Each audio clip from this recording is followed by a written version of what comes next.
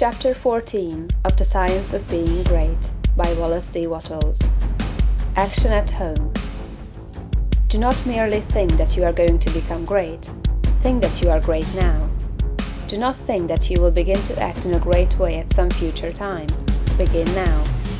Do not think that you will act in a great way when you reach a different environment. Act in a great way where you are now. Do not think that you will begin to act in a great way when you begin to deal with great things. Begin to deal in a great way with small things.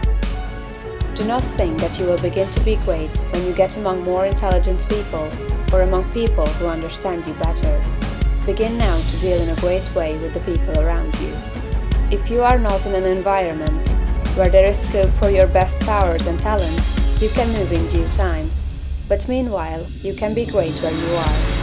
Lincoln was as great when he was a backwoods lawyer as when he was president. As a backwoods lawyer, he did common things in a great way, and that made him president.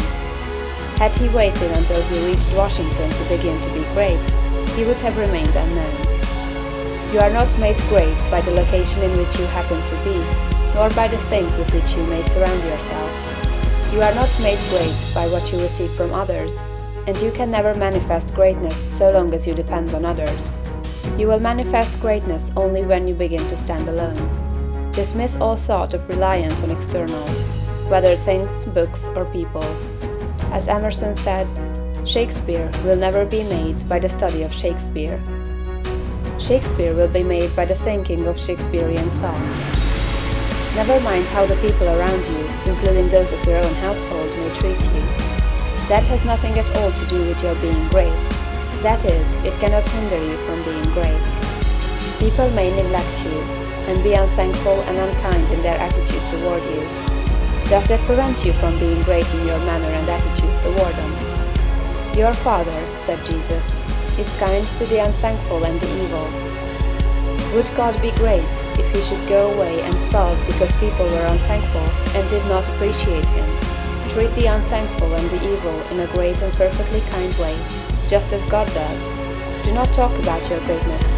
You are really, in essential nature, no greater than those around you. You may have entered upon a way of living and thinking which they have not yet found, but they are perfect on their own plane of thought and action. You are entitled to no special honor or consideration for your greatness. You are a god, but you are among gods. You will fall into the boastful attitude if you see other people's shortcomings and failures and compare them with your own virtues and successes. And if you fall into the boastful attitude of mind, you will cease to be great and become small. Think of yourself as a perfect being among perfect beings, and meet every person as an equal, not as either superior or an inferior. Give yourself no airs. Great people never do. Ask no honors and seek no recognition. Honors and recognition will come fast enough if you are entitled to them. Begin at home. It is a great person who can always be poised, assured, calm, and perfectly kind and considerate at home. If your manner and attitude in your own family are always the best you can think of, you will soon become the one on whom all the others will rely. You will be a tower of strength and a support in time of trouble. You will be loved and appreciated. At the same time, do not make the mistake of throwing yourself away in the service of others. The great person respects himself.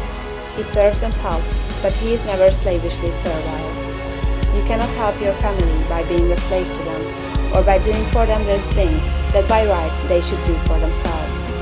You do a person an injury when you wait on him too much. The selfish and exacting are a great deal better off if their exactions are denied. The ideal world is not one where there are a lot of people being waited on by other people. It is a world where everybody waits on himself. Meet all demands, selfish and otherwise, with perfect kindness and consideration. But do not allow yourself to be made a slave to the whims, caprices, exactions, or slavish desires of any member of your family. To do so is not great, and it works an injury to the other party. Do not become uneasy over the failures or mistakes of any member of your family and feel that you must interfere. Do not be disturbed if others seem to be going wrong and feel that you must step in and set them right. Remember that every person is perfect on his own plane. You cannot improve on the work of God. Do not meddle with the personal habits and practices of others, though they are your nearest and dearest. These things are none of your business. Nothing can be wrong but your own personal attitude. Make that right, and you will know that all else is right. You are a truly great soul when you can live with those who do things that you do not do, and yet refrain from either criticism or interference.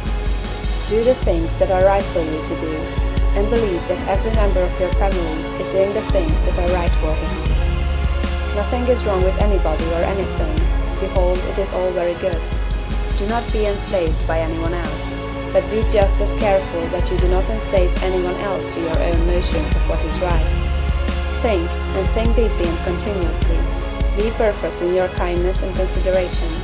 Let your attitude be that of a god among gods, and not that of a god among inferior beings. This is the way to be great in your own home. End of chapter 14.